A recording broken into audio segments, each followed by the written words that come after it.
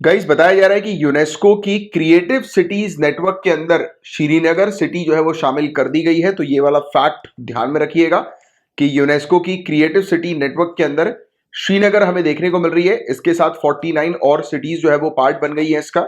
आपको श्रीनगर जो है वो इंडिया के परस्पेक्टिव से ध्यान में रखना है और ये क्राफ्ट एंड फोक आर्ट की कैटेगरी के अंडर इसे रखा गया है। Right, point to be noted.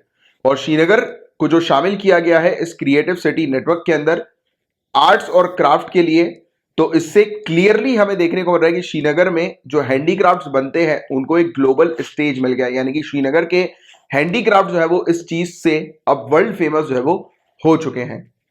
अब बात करें हम लोग क्रिएटिव सिटीज नेटवर्क की, तो यूनेस्को की क्रिएटिव सिटीज नेटवर्क हमें देखने को मिलती है जिसे क्रिएट किया गया था, बनाया गया था 2004 में। किस पर्पस के लिए? To promote cooperation with among cities that have identified creativity as a strategic factor for sustainable urban development। देखिए कुछ सिटीज ऐसी होती हैं जो कि मतलब जहां पर किसी प्रकार का ऐसा आर्ट फॉर्म हम लोग को देखने को मिलता है या किसी भी प्रकार से वो सिटीज अगर किसी चीज में क्रिएटिव है, राइट, और उसकी क्रिएटिविटी के कारण उस सिटी का डेवलपमेंट होता है, स्पेशली अर्बन डेवलपमेंट होता है, तो ऐसी सिटीज को इस नेटवर्क में शामिल कर दिया जाता है। इसका ऑब्जेक्टिव ये होता है कि क्रिएटिविटी को और कल्चरल इंडस्ट्री को कहां पर रखना? डेवलपमेंट प्लान्स में हमेशा शामिल करके रखना। क्योंकि देखिएगा इस काफी सारे ऐसे लोग जो होते हैं, जैसे कि अगर आप ये चीज सोचिए ना, यूनेस्को किसके ऊपर काम कर रही है कि अगर लोग बाग यानी कि इस चीज को अगर हम प्रमोट नहीं करेंगे, आर्ट को क्राफ्ट को प्रमोट नहीं करेंगे, तो ये वाली जो इंडस्ट्री है, क्रिएटिविटी वाली इंडस्ट्री जो है वो पूरी तरह से बंद हो जाएगी। लोग सिर्फ मशीनरी या मशीन मेड गुड्स के ऊपर ही पूरी तरह से निर्भर होना शुरू कर देंगे। तो वो कहते हैं ना कि हमारा जो ट्रेडिशन है, जो जैसे कि क्योंकि देखो इनिशियली जो मशीन्स वगैरह तो बहुत बाद में आई, जब से इंडस्ट्रियलाइजेशन की प्रोसेस हम लोग को देखने को मिली। उससे पहले तो टोटली जो चीजें थी वो हाथ से ही बनाई जाती थी, राइट, हैंडमेड ही हम लोग को देखने को मिलती थी। तो वो कहते हैं ना कि वो जो टच है एंशियंट का, जो टच हम लोग को देखने को मिलता है, जो फील हम लोग को देखने को मिलता है, वो हमेशा बरकरार रहे, उसको प्रमोट करने का प्रयास यूनेस्को की तरफ से हम लोग को देखने को मिलता है। तो ये वाली अंडरस्टैंडिंग आपको बिल्डअप करनी है यहाँ पर, राइट। तो ये चीज यहाँ पर बताई जा रही है कि जिससे कि हमेशा जो भी कंट्रीज है वो एटलीस्ट इस चीज के मोटिव में जो है वो अपने डेवलपमेंटल प्लान्स में इस क्रिएटिविटी को रखें, आर्ट एंड कल्चर को जिंदा रखें अपने डेवलपमेंट प्लान्स में, ये उम्मीद करते हुए कि इनको ग्लोबल फेम जो है वो मिल जाएगा या ग्लोबल कवरेज मिल जाएगा। क्योंकि यूनेस्को की लिस्ट में आ गई, मतलब क्लियरली सीधी बात है, यानी कि इसकी क्रिएटिव सिटीज नेटवर्क की लिस्ट में आ गई, तो क्लियर बात यह है कि उसको उस पर्टिकुलर सिटी को ग्लोबल कवरेज तो मिलेगा ही मिलेगा, है ना। तो इसीलिए ये एक प्रकार से आप कह सकते हैं कि मोटिवेशन होना चाहिए सिटीज का कि आप अगर इस फील्ड में यानी कि आर्ट एंड क्राफ्ट की फील्ड में अगर क्रिएटिविटी लेकर आते हो तो आपके पास एक अपॉर्चुनिटी हो सकती है आपको आगे बढ़ने की, मतलब कि आपको ग्लोबल एक्सपोजर मिलने की, राइट। तो ये चीज हमें देखने को मिलता है। और यूनेस्को का दूसरा ऑब्जेक्टिव भी, जो मेन ऑब्जेक्टिव है मेनली, कि ये जो क्रिएटिविटी जो है वो हमेशा जिंदा रहे, तो वो फुलफिल हो सके। तो ये चीज है, ये चीज आपको मेनली ध्यान में रखनी है।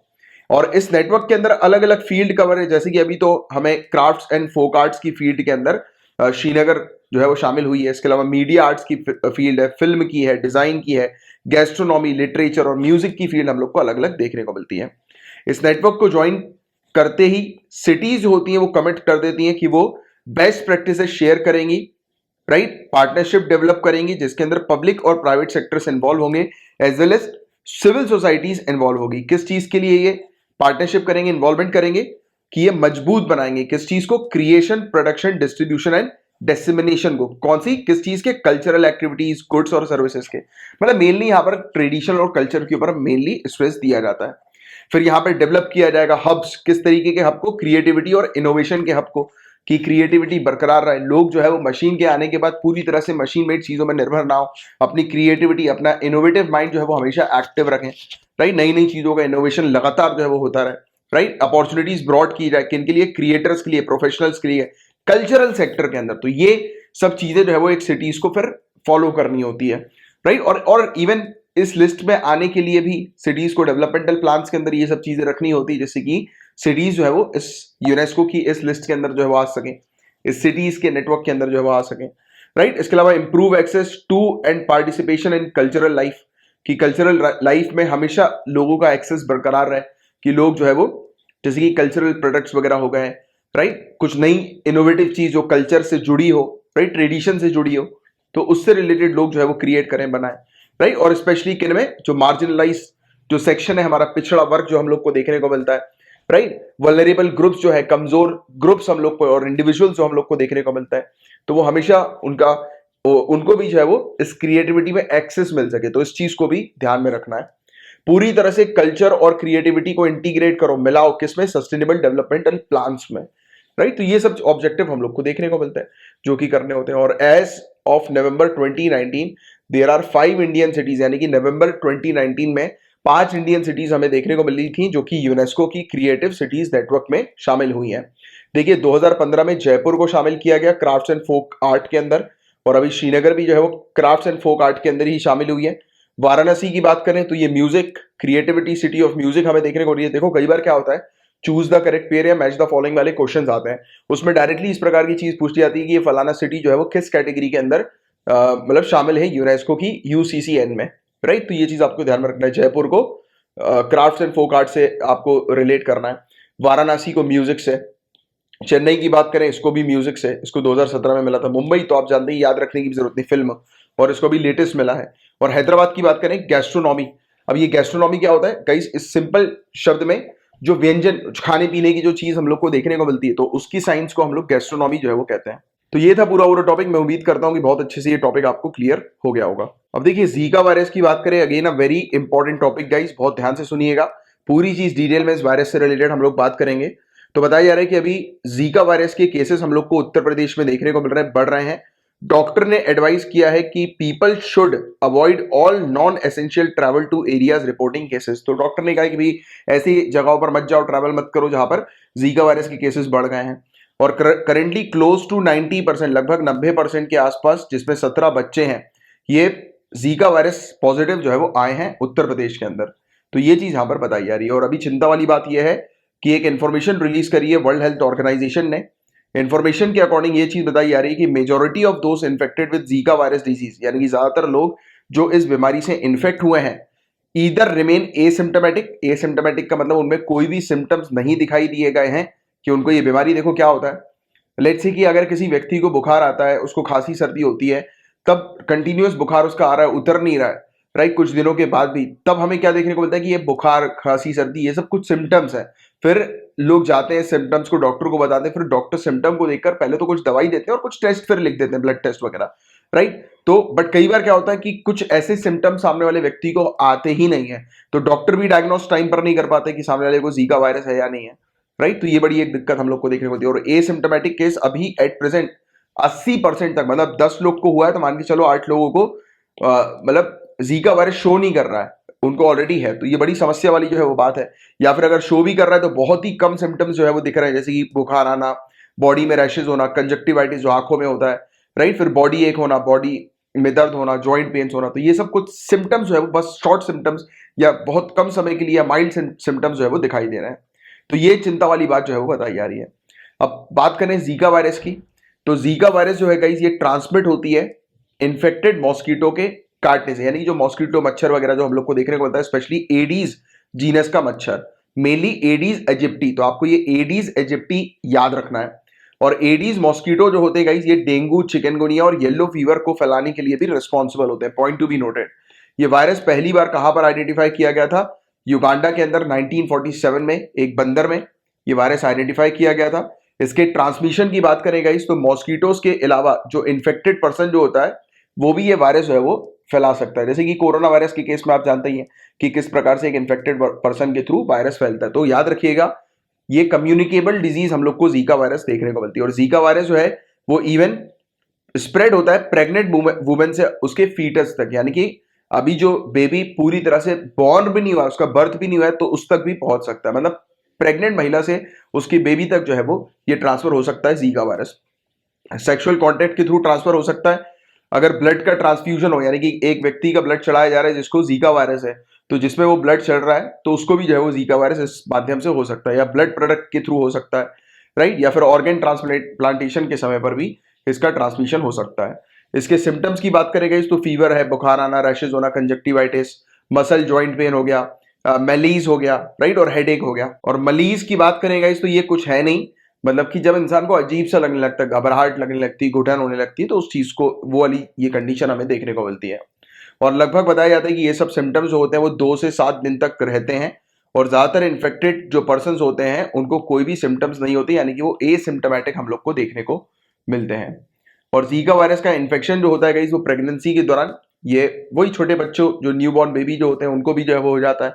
और माइक्रोसिफेली मतलब कि smaller than normal head size, यानी कि बच्चे जो होते हैं फिर मतलब कि जो जीका वायरस के थ्रू जो है वो बर्थ लेते हैं, तो उनका जो सर जो होता है वो नॉर्मल सर के साइज से छोटा होता है, राइट। तो ये वाला भी एक फैक्ट है जो थोड़ा सा आप ध्यान में रखिएगा, बहुत इंपॉर्टेंट फैक्ट है, डायरेक्ट क्वेश्चन आ सकता है इससे रिलेटेड भी, राइट। तो माइक्रोसिफेली उन बच्चों को होता है जिन बच्चों को प्रेग्नेंट मदर के थ्रू जीका वायरस ट्रांसफर हुआ, और जब ये बच्चे बर्थ लेते हैं तो इनका सर जो होता है वो नॉर्मल जो हेड का साइज होता है उससे छोटा रहता है। बहुत इंपॉर्टेंट है, याद रखिएगा। इसके अलावा और भी दूसरी कंजेनिटल मालफॉर्मेशंस हमें देखने को मिलते हैं, जिसे कंजेनिटल जीका सिंड्रोम भी जो है वो कहा जाता है। तो ये पॉइंट्स हैं जो ध्यान में रखने वाले। और कोई भी इसका ट्रीटमेंट नहीं है, ना ही कोई वैक्सीन है। फोकस सिर्फ यही होता है कि सिम्टम्स को ट्रीट करो, जैसे कि कोरोना वायरस के केस में आपने देखा ही है, बुखार हो रहा है तो पैरासीटामोल ले लो, राइट। तो ऐसी कुछ चीज है, रेस्ट करो, बॉडी को हाइड्रेटेड जो है वो रखो, राइट। और ये सब चीजें, फीवर और पेन के लिए जो है वो दवाइयां वगैरह लो, तो ये चीज हम लोग को देखने को मिलती है। तो ये था पूरा ओवरऑल टॉपिक जीका वायरस से रिलेटेड। मैं उम्मीद करता हूं कि आपको पूरा टॉपिक अच्छे से समझ में आ गया होगा। नाउ बात करें डेंगू फीवर के बारे में, तो डेंगू के बारे में भी आप लोग ऑलरेडी जानते ही हैं। तो डेंगू की अगर हम लोग बात करें गाइस, तो बताया जा रहा है कि जो रेट है डेंगू के फैलने का दिल्ली के अंदर वो बहुत तेज हो गया है। काफी तेजी से जो है वो डेंगू फैल रहा है दिल्ली में। टोटल नंबर ऑफ केसेस जो रिपोर्ट किए गए हैं पहले हफ्ते के, नवंबर के पहले हफ्ते में, वो 1171 केसेस रिकॉर्ड किए गए हैं। और काफी सारे डेंगू के केसेस जो रिकॉर्ड किए गए हैं वो नेशनल कैपिटल के अंदर, दिल्ली के अंदर अक्टूबर में जो रिकॉर्ड किए गए थे वो 1196 थे। मतलब लगातार ये केसेस जो है वो काफी तेजी से डेंगू के दिल्ली में बढ़ते जा रहे हैं। और क्या क्या उपाय हम लोग को देखने को मिल रहे हैं, तो पहली बात तो डेंगू बहुत तेजी से फैल गया है, मलेरिया फैल गया, चिकनगुनिया के केसेस दिल्ली में फैल गए काफी तेजी से, राइट। और इसमें हम लोग को देखने को मिला कि अथॉरिटीज ने जो है वो अपनी एक्टिविटीज बढ़ा दी हैं, जैसे कि फॉगिंग करना, स्प्रे करना बढ़ा दिया है, राइट। सिटीजन जो है उनको डायरेक्शन दे दिया गया है कि कहीं पर भी पानी रुका हुआ उनको दिखाई दे अपने घर में तो उसको तुरंत जो है वो आप हटाएं, खाली करें, क्योंकि रुके हुए पानी, थमे हुए पानी में ही तो पनपती हैं ये सब चीजें, राइट। और क्योंकि यहाँ पर ब्रीडिंग होती है, पनपते हैं ये बीमारी हम लोग को देखने को मिलती है, उसका प्रजनन होता है। और डेंगू की बात करेंगे इस, तो डेंगू जो है वो किसके काटने से जो है होता है, वही एडीज मॉस्किटो के काटने से, फीमेल एडीज मॉस्किटो के काटने से होता है। तो ये पॉइंट आपको ध्यान में रखना। ये भी रखना कि ये मॉस्किटो जो है वो दिन में निकलता है, राइट। तो ये चीज आपको ध्यान में रखना, दिन में शिकार करने निकलता है, राइट। और दिन दहाड़े जो है वो लोगों को डेंगू कर देता है। और बहुत कम डिस्टेंस तक ही ये उड़ पाता है, ये मॉस्किटो 400 मीटर की ऊंचाई तक ही उड़ पाता है। Although it usually result in mild illness, हालांकि हल्की फुल्की प्रॉब्लम्स होती हैं, लोगों को हल्का फुल्का डिस्कम्फर्ट होता है। बट क्या होता है कि जब सीवियर हो जाए ना डेंगू, तो इंसान की जान तक जा सकती है। तो मतलब डेंगू जानलेवा है। अगर इस टाइप का अगर कोई स्टेटमेंट आ जाए तो वो स्टेटमेंट करेक्ट होगा, राइट। और वर्ल्ड हेल्थ ऑर्गेनाइजेशन की बात करेंगे तो इन्होंने सजेस्ट किया, एक एस्टिमेशन लगाया कि हर साल 100 से 400 मिलियन डेंगू के इन्फेक्शन जो है वो होते हैं एवरी ईयर, हर साल। और पूरे दुनिया भर में ये अभी पिछले कुछ सालों में, दशकों में बढ़ चुके हैं, राइट, इन्फेक्शन के रेट। और डेंगू के स्टेटस की बात करेंगे तो डेंगू का इंसिडेंस जो है वो बहुत तेजी से पूरे दुनिया भर में पिछले कुछ डिकेड्स में बढ़ा है, जैसे मैंने भी आपको बताया। और मेजोरिटी ऑफ केसेस जो है वो अंडर रिपोर्टेड हम लोग को देखने को मिलता है, यानी कि जिसको रिपोर्ट ही नहीं किया जाता है, राइट। काफी सारे लोग होते हैं ना, जैसे कि जो हॉस्पिटल नहीं आते हैं, वो इधर उधर से दवाई वगैरह अरेंज करके घर में ही जो है वो प्रिकॉशन लेके ठीक होते हैं, तो वो वाली चीज भी है। तो रिपोर्ट्स में नहीं आते काफी सारी चीजें।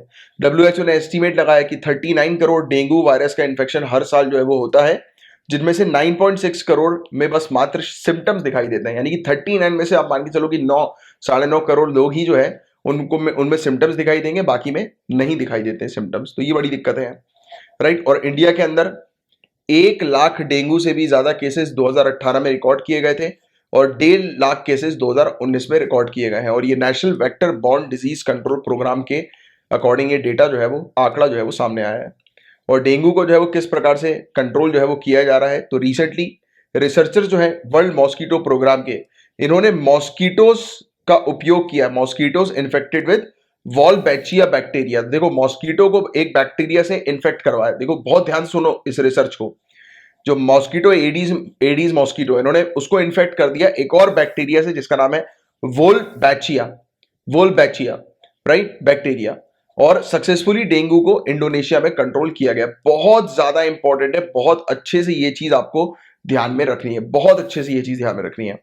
और साइंटिस्ट ने इन्फेक्ट किया कुछ मॉस्किटोज को वॉल्बेचिया के साथ और फिर उन्हें सिटीज के अंदर रिलीज कर दिया, राइट। और जैसे ये रिलीज हुआ तो ऑब्वियस ही बात है कि ये अब जाएंगे, लोकल मॉस्किटोज जो है उनके कांटेक्ट में आएंगे ये वाले मॉस्किटोज, और इन्होंने क्या किया, उस क्षेत्र में सभी जगह पर वॉल्बेचिया बैक्टीरिया को फैला दिया, और इसी के चलते इनकी जो पॉपुलेशन थी, स्पेशली डेंगू बीमारी को फैलाने वाले मच्छरों की पॉपुलेशन थी, वो घट गई, राइट। तो ये देखिए कितनी बढ़िया सी एक रिसर्च हमें देखने को मिली है।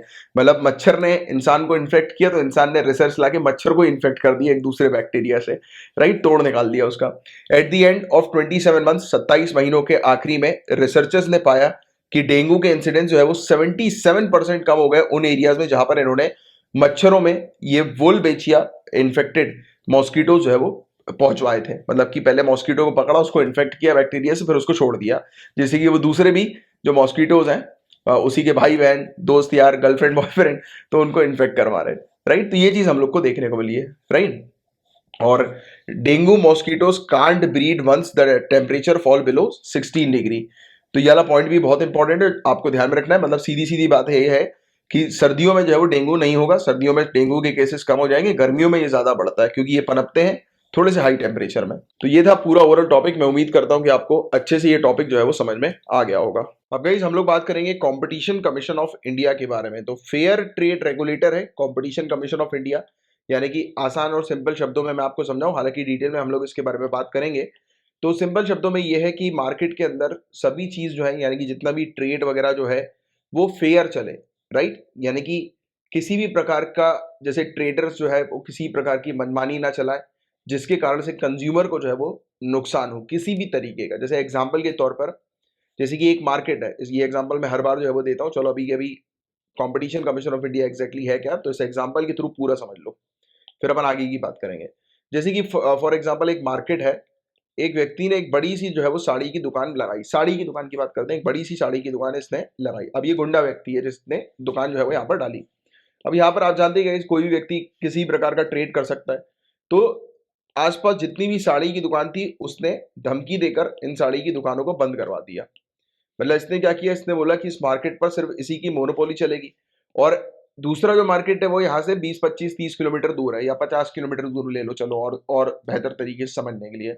अब मैंने 50 किलोमीटर दूर इसलिए कह दिया क्योंकि अब जो भी इस मार्केट में आएगा, ऑब्वियस ही बात है इतना दूर जाके तो साड़ी खरीदेगा नहीं, राइट। उसके पास एक ही चॉइस बचेगी कि इसी दुकान से बस ये साड़ी ले सकता है कंज्यूमर। अब इसमें नुकसान क्या है कंज्यूमर को, खरीदार को नुकसान क्या है? वो नुकसान ये है कि सेलर अपनी मनमर्जी के प्राइस में, अपनी मनमर्जी के रेट में जो है वो कंज्यूमर को बेचेगा, क्योंकि सेलर को पता है कि इसके अलावा और कोई मार्केट में नहीं है जो कि कंपीट करे, राइट। तो इससे क्या हो रहा है, हेल्दी कंपटीशन जो होगा मार्केट का वो क्या होगा, वो खत्म हो जाएगा। तो ऐसी हरकत ना हो, और नुकसान किसका होगा, कंज्यूमर का होगा, राइट। तो इस प्रकार के इश्यूज ना हो, पूरा जो ट्रेड चले वो फेयर तरीके से चले, कंज्यूमर को नुकसान नहीं होना चाहिए और भी दूसरे ट्रेडर्स को नुकसान नहीं होना चाहिए, और जो कंपटीशन है आपस में वो हेल्दी रहना चाहिए। देखो competition commission of India, right, नाम से ही समझ में आ रहा है कि कंपटीशन जो है वो फेयर रखो, मार्केट के अंदर किसी की भी मोनोपोली नहीं होनी चाहिए। तो ये जो मैंने भी आपको एग्जांपल दिया है, तो इससे मैं उम्मीद करता हूं कि आपको एग्जैक्टली रोल समझ में आ गया होगा कंपटीशन कमीशन ऑफ इंडिया का है क्या। तो चलो अब बात करते हैं। तो फेयर ट्रेड रेगुलेटर है, जैसे आप समझ ही गए इसके बारे में, राइट। निष्पक्ष व्यापार नियामक, ये हम लोग को भारतीय प्रतिस्पर्धा आयोग देखने को मिलती है। तो इसने कुछ उपाय जो है वो आइडेंटिफाई किए हैं कि जिसके चलते, यानी कि इन उपायों के चलते ये इंडिया के अंदर स्पेशली फार्मास्यूटिकल सेक्टर में कंपटीशन को बढ़ा सकेंगे, राइट, और अश्योर कर सकेंगे कि दवाइयां जो है वो सस्ती मिल सके लोगों को। और ये चीज हुई है प्रॉपर तरीके से रिपोर्ट्स को और मार्केट को स्टडी करके, एनालाइज करके, ये चीज इन्होंने जो है वो बताई है। बहुत ही बेहतरीन चीज, अगर ऐसा हो जाएगा तो काफी सारे जो लोग हैं गाइस, इवन आप भी जानते हैं कि काफी सारे लोग को काफी ज्यादा परेशानियां जो है वो झेलनी पड़ती है, स्पेशली जब बात आती है हॉस्पिटल के खर्चों की।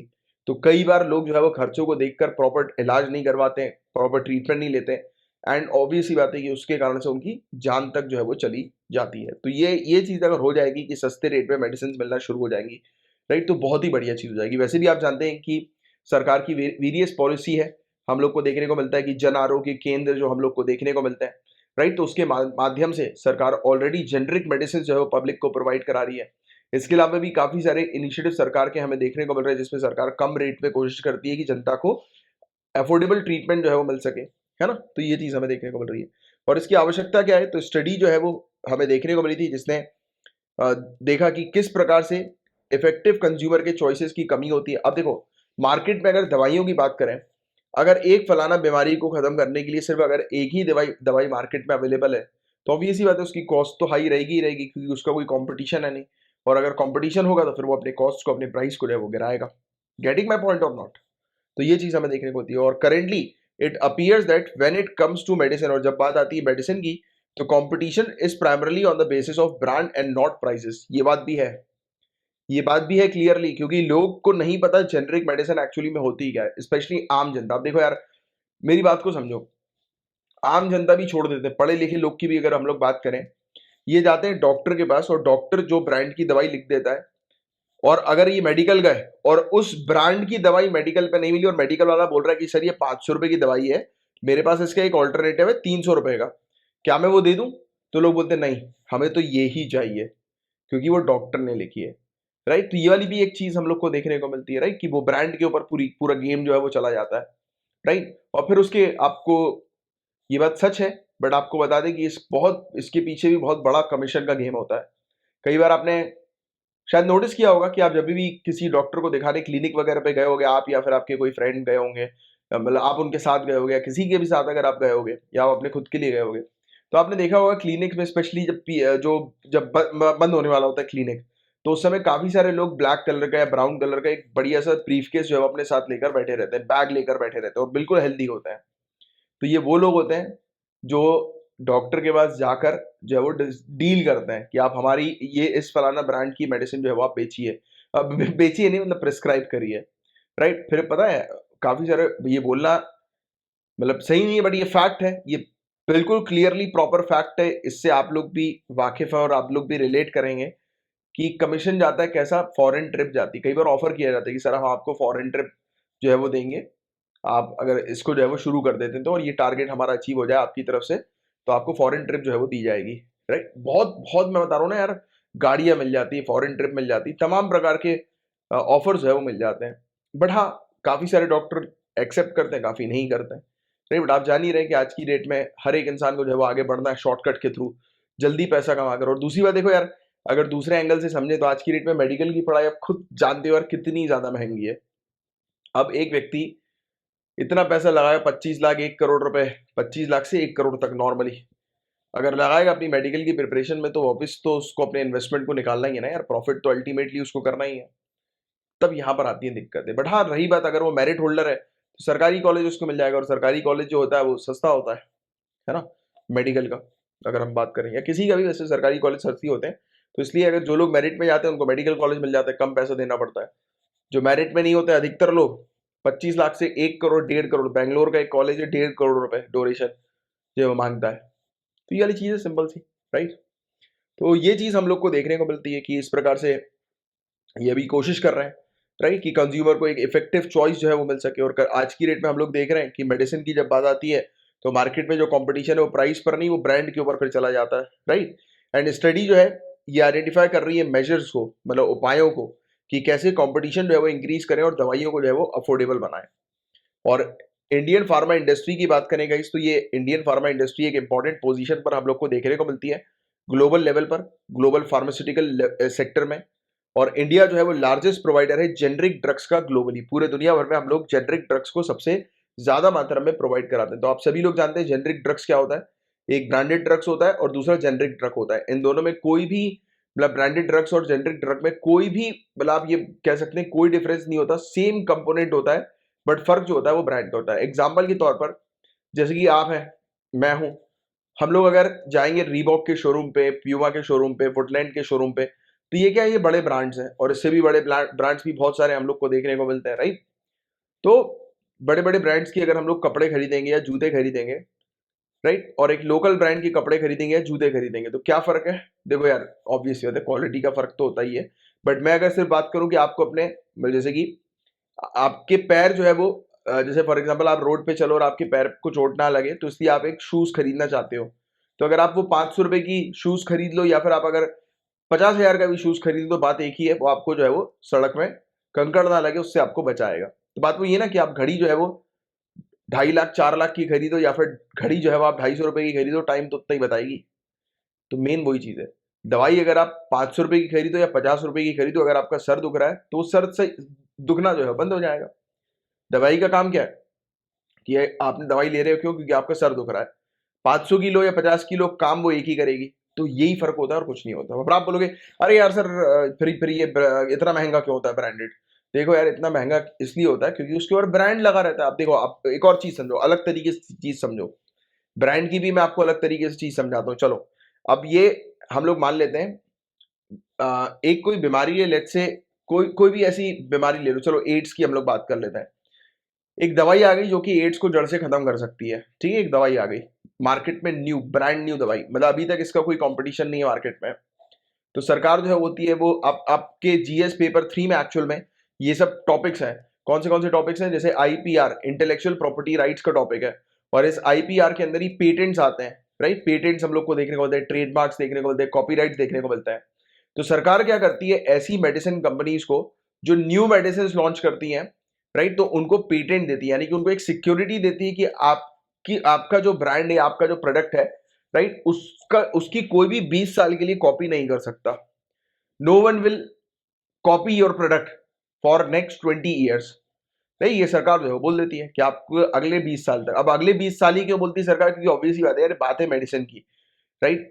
अब 20 साल तक मतलब सरकार एक ऑफर देती है एक कंपनी को कि आपने जो सालों तक पैसा लगाकर रिसर्च करवाकर इस दवाई को बनाया है, आप अपनी रिकवरी कर लो, आप अपने प्रॉफिट को कर लो। जैसे एग्जांपल के तौर पर, अब दवाई बनना जो होता है वो करीब, ऐसा तो नहीं है कि आज आप उठे उठे और आपने सोचा कि आपको ये दवाई बनानी और कल आपने दवाई बना के रख दी। ऐसा तो नहीं हो पाएगा। इसमें लगती है सालों की मेहनत, सालों तक। जैसे आप एक कंपनी के मालिक हो, ठीक है, एग्जाम्पल में अपने आपको एक कंपनी का मालिक समझो, बड़ी कंपनी का मालिक, कि आपकी कंपनी जो है उसमें आपने साइंटिस्ट रिसर्चर्स को रखा, करीब 10 साइंटिस्ट को आपने रखा, सबकी सैलरी महीने की 5-5 लाख रुपए आपको देनी है, राइट। 10 साइंटिस्ट को रख रहे हो तो 50 लाख रुपए आपकी सैलरी एक महीने की जा रही है। एक साल का कितना हो गया बताओ? कितनी ज्यादा अमाउंट पे आपने एक साल में ही, कितना हो गया, मतलब 50 लाख जो है वो एक साल की, और फिर 5 करोड़, ऐसे हो गया 6 करोड़। 6 करोड़ हो गई ना।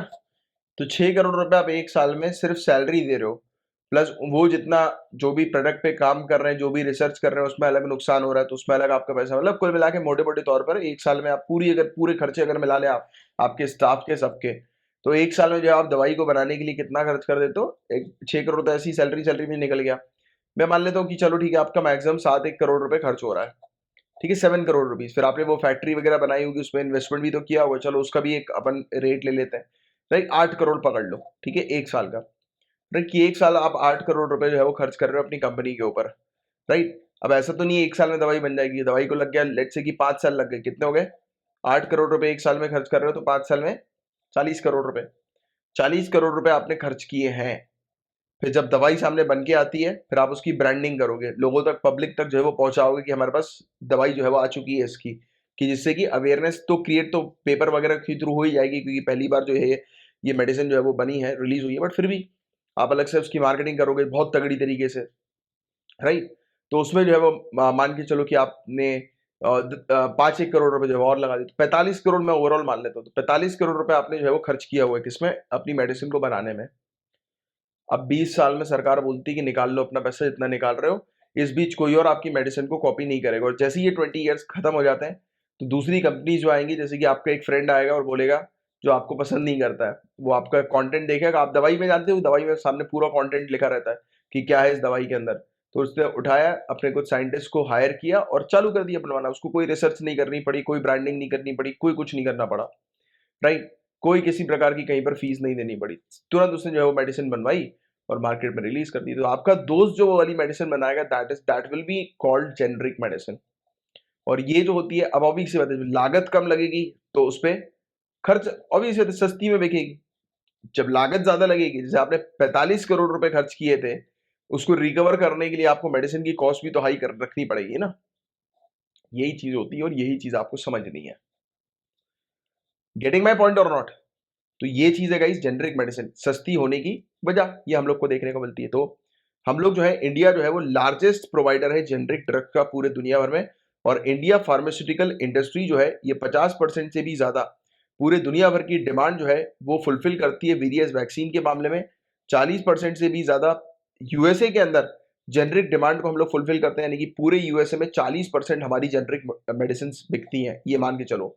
यूके के अंदर पूरी मेडिसिन में से 25% शेयर जो है वो इंडियन मेडिसिन का हम लोग को देखने को मिलता है। यानी कि यूएसए के अंदर अगर आप मान के चलो कि 100 दवाइयां बिक रही हैं तो 25 दवाइयां इंडियन मेड हम लोग को देखने को मिलेंगी। कितनी बढ़िया चीज है ये।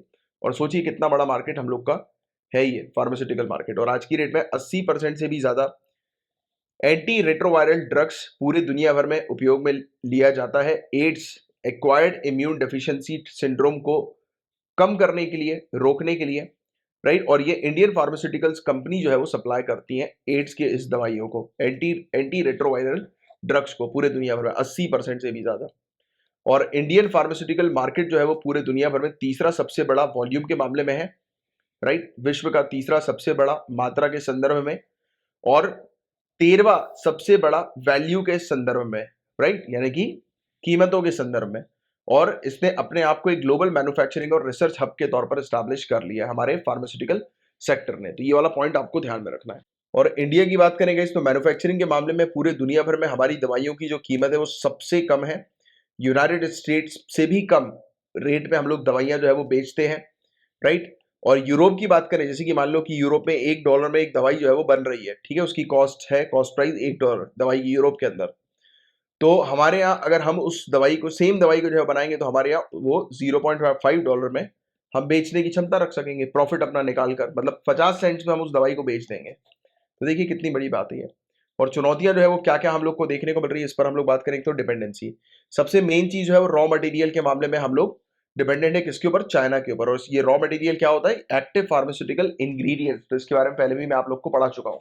मतलब दवाई को बनाने के लिए जो रॉ मटेरियल जो होता है वो एपीआई होता है, और ये हम लोग कहाँ से मंगाते हैं, चाइना से मंगाते हैं।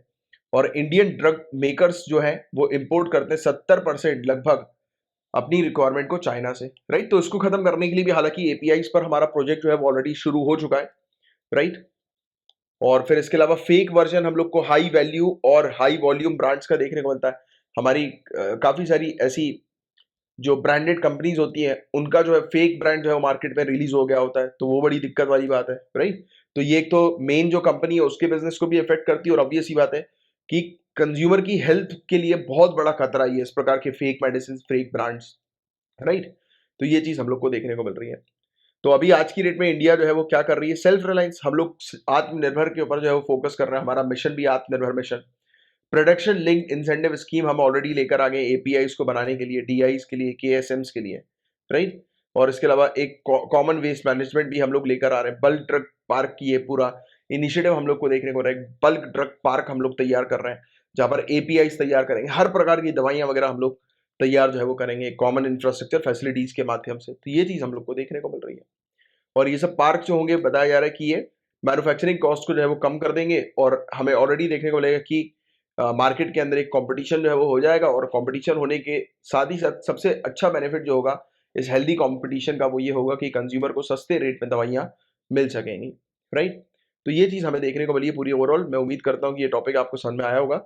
अब कंपटीशन कमीशन ऑफ इंडिया है क्या, तो इसके बारे में मैं आपको समझाऊं। हालांकि एक मैंने हाईलाइट आपको उसका दे ही दिया था, समझा ही दिया था। तो ये स्टैब्लिश हुई थी कंपटीशन एक्ट 2002 के तहत, कि जो भी हमें देखने को मिल रहा है कि मतलब कंपटीशन एक्ट 2002 के जो भी प्रोविजन है उसको लागू करने के लिए कंपटीशन कमीशन को लाया गया था, राइट। और ये 2009 में जो है वो एग्जैक्टली लाई गई थी। तो ये पॉइंट आपको ध्यान में रखना है, राइट। इसके चेयरमैन और उसके मेंबर्स जो होते हैं वो सेंट्रल गवर्नमेंट अपॉइंट करती है।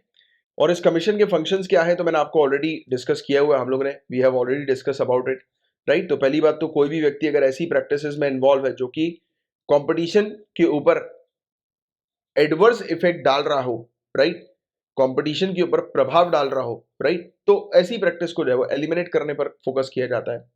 ये प्रमोट करते हैं और सस्टेन रखने में मदद करते हैं कंपटीशन को, राइट।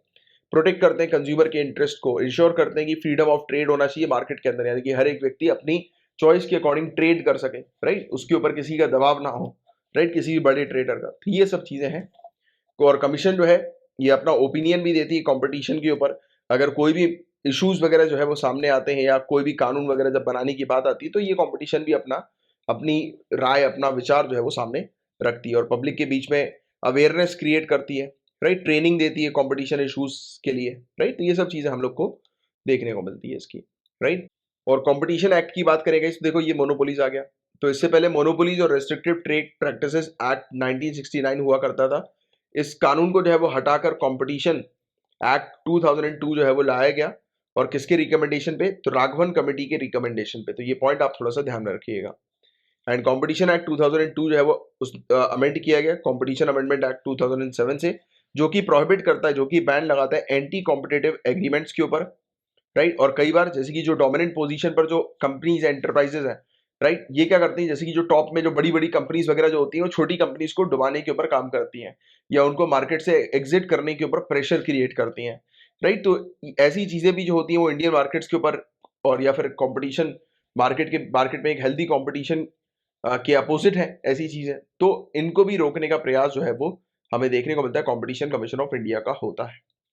तो ये था गाइस पूरा ओवरऑल टॉपिक। मैं उम्मीद करता हूँ कि बहुत अच्छे से ये टॉपिक आपको समझ में आ गया होगा। तो देखिए गाइस, मुल्ला पेरियार डैम का ये टॉपिक हमें देखने को मिल रहा है। हालांकि we have discuss this topic in detail और अभी जो ये टॉपिक न्यूज में आया that is not important for us. Mainly आपको मुल्ला पेरियार डैम के मुद्दे के बारे में पता होना चाहिए। तो मैं ऑलरेडी 28 अक्टूबर 2021 को ये टॉपिक आप लोग को पढ़ा चुका हूँ। और अगर मतलब अभी कुछ समय पहले we have discuss this topic, but अगर आपको बाई चांस ये टॉपिक ना मिले, आपने ऑलरेडी पहले कवर नहीं किया मुझसे ये वाला टॉपिक, तो मुझे बता दीजिएगा। मैं नीचे कमेंट बॉक्स पर एक पिन कमेंट जो है वो डाल दूंगा। जब आप लिखें, जब आप पूछा करें ना कि ये इस टॉपिक के बारे में जो है वो बता दीजिए, तो आप जो है उसमें उस टॉपिक का नाम भी लिख दिया करो। क्योंकि एग्जैक्टली कई बार क्या होता है कि बहुत सारे, जैसे मैं टास्क में कई बार इन्वॉल्व रहता हूँ, तो मुझे खुद ध्यान में नहीं रहता कि कौन से टॉपिक को मैंने आपको बोला था पिन करने के लिए। तो टॉपिक का नाम भी गाइस डाल दिया करो, ठीक है? चलो, तो ये था पूरा ओवरऑल टॉपिक। तो एक बार देख लेना उस मुल्ला पेरियार डैम के मुद्दे को। अब देखिएगा, इस पार्लियामेंट के सेशन की यहाँ पर बात हो रही है। घिसा पिटा टॉपिक ये हमें देखने को मिल रहा है। कई बार इस टॉपिक को हम लोग कवर कर चुके हैं।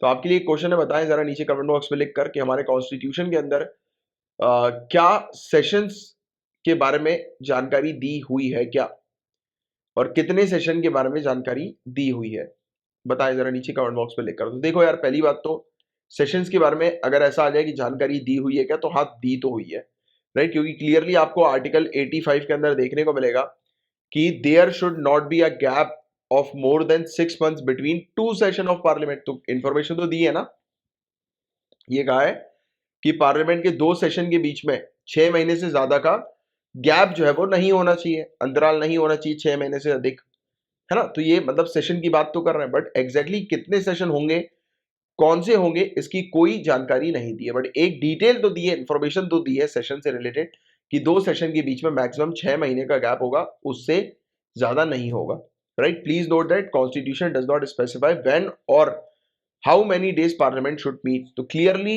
यहां पर बताया हुआ है कि प्रेसिडेंट ने कहीं पर भी नहीं मेंशन किया है कि कितने दिन के लिए पार्लियामेंट की बैठक होगी और कब होगी, राइट? और अभी ये टॉपिक न्यूज में इसलिए क्योंकि cabinet committee on parliamentary affairs, इन्होंने रिकमेंड किया कि विंटर सेशन जो है वो कर दो 29 नवंबर से 23 दिसंबर के बीच में।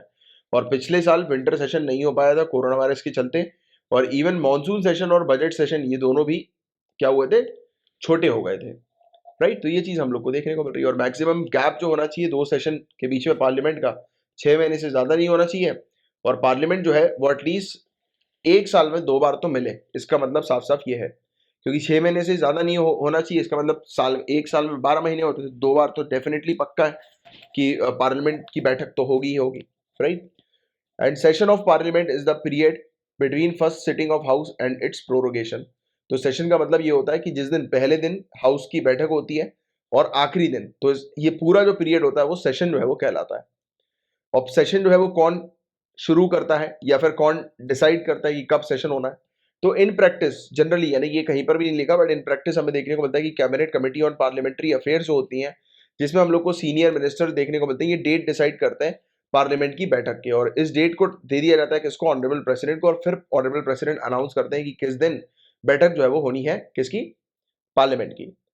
तो executive headed by prime minister which steers the business to taken up by the parliament will have the power to advise the president to summon the legislature। अच्छा, पीएम जो होते हैं ये क्या करेंगे, प्राइम मिनिस्टर के पास कंप्लीट पावर है कि ये जब चाहे तब अपनी मर्जी से सेशन को जो है वो बुलवा सकते हैं, राइट। तो ये चीज हम लोग को देखने को मिलता है। एक्चुअली में कहा तो गया अपनी मर्जी से और जब चाहे तब, बट एक्चुअली में ऐसा होता नहीं है, क्योंकि काउंसिल ऑफ मिनिस्टर ऑब्वियसली बात है executive headed by prime minister, council of minister के हेड हम लोग को प्राइम मिनिस्टर देखने को मिलता है। तो ये काउंसिल ऑफ मिनिस्टर की सहमति से होता है, राइट। तो ये चीज हम लोग को देखने को मिलती है। तो पॉलिटी के टॉपिक जब मैं आपको पढ़ाऊंगा, पॉलिटी की लक्ष्मीकांत वगैरह यूपीएससी के बैच में जब मैं आपको कवर करवाऊंगा, तब बहुत डिटेल में इस टॉपिक को हम लोग और पढ़ेंगे, राइट, क्योंकि इस टॉपिक से रिलेटेड एक अच्छी अंडरस्टैंडिंग आपको होना बहुत ज्यादा जरूरी है। तो पार्लियामेंट्री सेशन जो है वो इंपॉर्टेंट क्यों है? तो ऑब्वियस ही बात है कि अगर पार्लियामेंट मिलेगी ही नहीं, राइट, तो हमारे रिप्रेजेंटेटिव अगर एक साथ इकट्ठा नहीं होंगे, मिलेंगे नहीं, तो कानून कैसे बनाएंगे? लेजिस्लेचर अपना काम नहीं कर पाएगी, राइट। और इसमें फायदा ये भी होता है कि सरकार सही तरीके से ऑपरेट कर रही है कि नहीं कर रही, कार्य कर रही है कि नहीं कर रही, तो एक प्रकार से उसकी जांच करने का भी एक काम करती है, राइट, पार्लियामेंट्री सेशन। इसमें अपोजिशन पार्टी भी होती है, वो वेरियस मुद्दे उठाती है, सरकार की गलतियां जो है उसको हाईलाइट करती है पब्लिक के बीच में, राइट। और काफी सारे नेशनल इश्यूज वगैरह जो होते हैं, बड़े बड़े मुद्दे, नेशनल मुद्दे, तो उसको जो है वो देखा जाता है, सेशन के दौरान डिस्कस किया जाता है। और डेमोक्रेसी के अकॉर्डिंग सरकार जो है वो कार्य कर रही है कि नहीं कर रही, उस चीज को भी जो है वो देखा जाता है। तो इसलिए पार्लियामेंट्री सेशन की आवश्यकता होती है, ये इंपॉर्टेंट होता है पार्लियामेंट्री सेशन। तो ये था पूरा वो टॉपिक जिसका एक बेसिक सा आइडिया, बेसिक सी जानकारी आपको होनी चाहिए। अब बात करेंगे गोवा मैरीटाइम कॉन्क्लेव के बारे में। तो देखो, बेसिक सी चीज आपको ये ध्यान में रखनी है कि गोवा के अंदर नेवल वॉर कॉलेज में इंडियन नेवी के द्वारा होस्ट किया गया ये तीसरा एडिशन हम लोग को गोवा मैरीटाइम कॉन्क्लेव 2021 का देखने को मिला है। और थीम जो है वो इस साल की maritime security and emerging non traditional threat, a case for proactive role for Indian ocean region navies. तो जो स्टूडेंट हिंदी मीडियम के हैं, आपको भी इंग्लिश में ही इस थीम को थोड़ा सा ध्यान में रखना है। और इस पर्टिकुलर कॉन्क्लेव को बताया जा रहा है कि 12 इंडियन ओशियन रीजन कंट्रीज की जो नेवल फोर्सेज हैं, राइट, तो या फिर मैरीटाइम फोर्सेज जो है, तो उनके द्वारा जो है वो मतलब पार्टिसिपेट किया गया, यानी कि इस कॉन्क्लेव के अंदर 12 कंट्रीज जो है उनका पार्टिसिपेशन हमें देखने को मिला है। और ये कॉन्क्लेव क्या है? मल्टी नेशनल प्लेटफॉर्म है, अलग अलग कंट्रीज जो होती हैं वो यहाँ पर आती हैं, उनके लिए एक प्लेटफॉर्म हमें देखने को मिलता है जो कि उपयोग करती है कलेक्टिव विजडम का, यानी कि सभी लोग अपनी अपनी नॉलेज, अपनी अपनी जानकारी जो है वो best to best knowledge share करते हैं, किससे रिलेटेड? इंटरनेशनल मैरीटाइम सिक्योरिटी से रिलेटेड, राइट। तो ये चीज हम लोग को देखने को मिलती है। और पार्टिसिपेंट जो होते हैं इस कॉन्क्लेव के, वो बेनिफिट करते हैं कि कोई भी एक सब्जेक्ट मैटर एक्सपर्ट जो है या एमिनेंट पर्सन जो हम लोग को देखने को मिलते हैं, यानी कि जो एक पर्टिकुलर सिक्योरिटी की फील्ड से बिलोंग करते हैं, अलग अलग कंट्रीज है, तो उनकी जो है वो बातें सुनी जाती है, उनसे एक्सपीरियंस जो है वो लिया जाता है, उनके एक्सपीरियंस से सीखा जाता है, राइट। तो ये सब चीजें हम लोग को इस कॉन्क्लेव के दौरान जो है वो देखने को मिलती है। तो ये था पूरा ओवरऑल टॉपिक। मैं उम्मीद करता हूँ कि अच्छे से ये टॉपिक आपको समझ में आ गया होगा। अब गाइस बात की जा रही है यहाँ पर लेपर्ड की, यानी कि तेंदुए की। तो नॉर्थ इंडिया के अंदर इनकी संख्या कम होती जा रही है, क्यों? क्योंकि रोड पर टकरा कर ये मर रहे हैं, रोड किल्स के कारण इनकी मौत हो रही है। बताया जा रहा है कि लेपर्ड्स को 83% से भी ज्यादा खतरा है किस चीज का? एक्सटेंशन का, लुप्त होने का, नॉर्थ इंडिया में। किसके कारण? रोड किल के कारण, राइट। रोड में एक्सीडेंट के माध्यम से जब इनकी जान चली आती है तो इनको सबसे ज्यादा खतरा जो है वो बताया जा रहा है नॉर्थ इंडिया में, राइट। लुप्त होने की कंडीशन में है ये, अगर इसको सही तरीके से कंजर्व ना किया गया तो, राइट। और लेपर्ड की पॉपुलेशन नॉर्थ इंडिया के अंदर है वो जो सबसे हाईएस्ट है 4 एनिमल पॉपुलेशन में, राइट। और जो जिन्हें आइडेंटिफाई किया गया है मोस्ट वल्नरेबल की कैटेगरी के लिए, राइट, कि ये मोस्ट वल्नरेबल है, यानी कि ये इतने कमजोर हमें देखने को मिल रहा है ये पर्टिकुलर प्रजाति, कि इन्हें प्रोटेक्ट नहीं किया तो ये एक्सटिंक्ट जो है वो हो जाएंगे अगले 50 सालों में, राइट। और लेपर्ड की बात करें, इसके अलावा वुल्फ की बात करें, यानी कि भेड़ियों की बात करें, लिटिल स्पॉटेड कैट की बात करें, ब्राउन हाइना की बात करें, लकड़बग्गा की बात करें, तो ये सब जो जानवर हमें देखने को मिल रहे हैं, तो इनको प्रोटेक्शन, मतलब हाईली प्रोटेक्शन में जो है वो रखा हुआ है, कि जिससे कि इनकी संख्या जो है वो रिड्यूस ना हो। और 83% इंक्रीज रिस्क जो है बताया जा रहा है, कि वही जो मैंने भी आपको बताया कि अगर हमने इस रिस्क को सही तरीके से प्लान नहीं किया इसको कंट्रोल करने के लिए, तो 33 ईयर्स पे, राइट, लेपर्ड्स पूरी तरह से एक्सटेंट हो जाएंगे, उनकी पूरी प्रजाति, उनकी पूरे पॉपुलेशन जो है वो एक्सटेंट हो जाएगी, लुप्त हो जाएगी। अगस्त 2021 में यूनियन एनवायरमेंट मिनिस्ट्री ने रिलीज करी थी एक नई रिपोर्ट जिसका टाइटल है स्टेटस ऑफ लेपर्ड को प्रेडेटर्स एंड मेगा हर्बीवोरस 2018। ये रिपोर्ट जुलाई 2019-2021 वर्ल्ड टाइगर डे के दौरान जो है वो रिलीज की गई थी।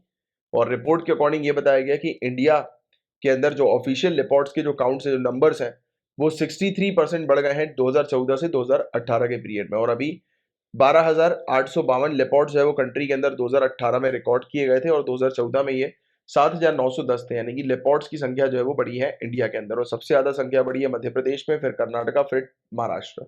और फिर लेपर्ड्स की बात करें, इनका साइंटिफिक नेम पैंथीरा पार्डस आपको पता होना चाहिए। IUCN की रेड लिस्ट के अंदर जो है ये हम लोग को वल्नरेबल कैटेगरी के अंदर देखने को मिलते हैं, CITES के अपेंडिक्स 1 में, और Indian wild life protection act 1972 के शेड्यूल 1 में हम लोग को देखने को मिलते हैं। और 9 सब स्पीसीज लेपर्ड की जो है वो रिकॉग्नाइज की गई हैं, और ये पूरी तरह से अफ्रीका और एशिया में डिस्ट्रीब्यूटेड हम लोग को देखने को मिलती हैं। तो ये था गाइस पूरा वाला टॉपिक। मैं उम्मीद करता हूँ कि बहुत अच्छे से ये टॉपिक आपको समझ में आ गया होगा।